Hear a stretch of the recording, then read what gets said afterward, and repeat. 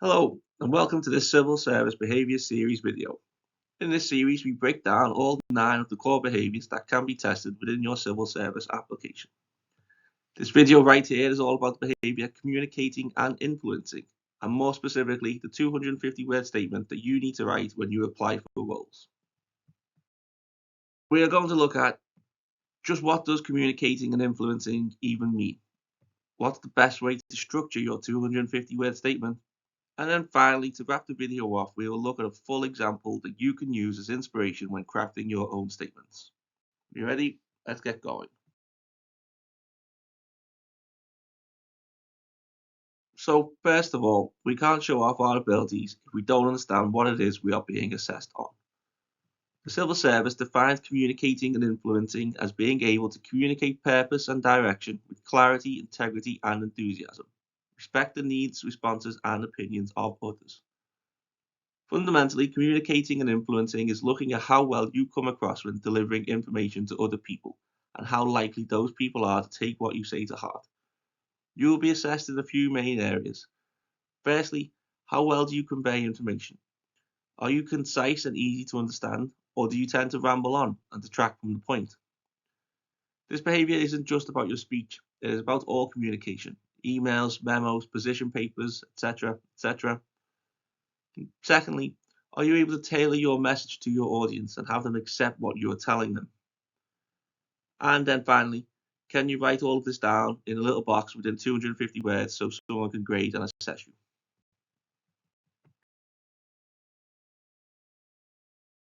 "250 words is not a lot of space to tell your story.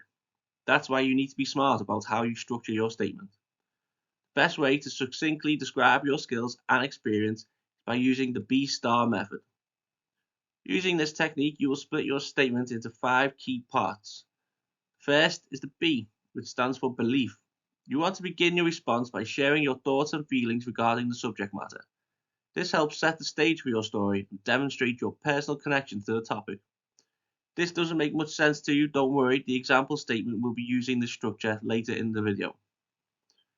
Next up, we have S for situation. Briefly describe the context or background of the scenario in which your actions took place. This provides the assessor with an understanding of the circumstances surrounding your experience. Remember, it's essential to keep this part concise, as the primary focus should be on your actions and the results. Look at the 5 W's, who, what, where, when, why, and incorporate the relevant ones into your story. Following the situation, we have T for task. Explain your specific role and responsibilities in the situation.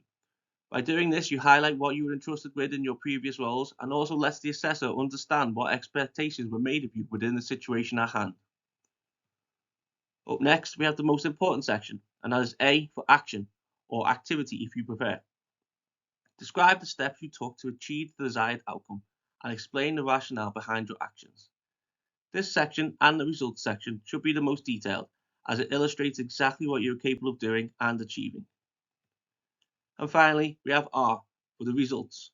Conclude your response with the results of your actions, using figures or quantifiable outcomes whenever possible. This will demonstrate to the assessor the impact of your efforts and your ability to deliver tangible results in your role. This is also where you could share any lessons you learned from the experience, should you wish. Now, let's see the B-Star technique in action with a communicating and influencing 250-word statement example. I have always considered effective communication to be the cornerstone of leadership and collaboration. My belief is that clarity, integrity, and enthusiasm are fundamental to inspiring and influencing others.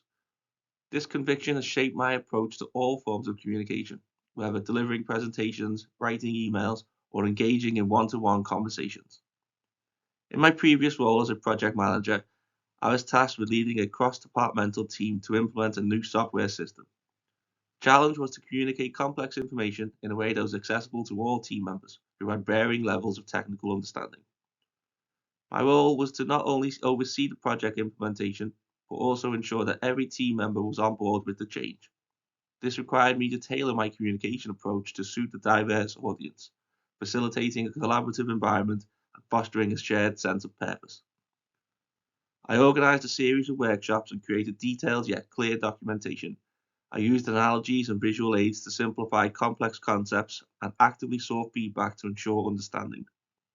I respected the team's input, making adjustments to my approach where necessary to maintain transparency and build trust.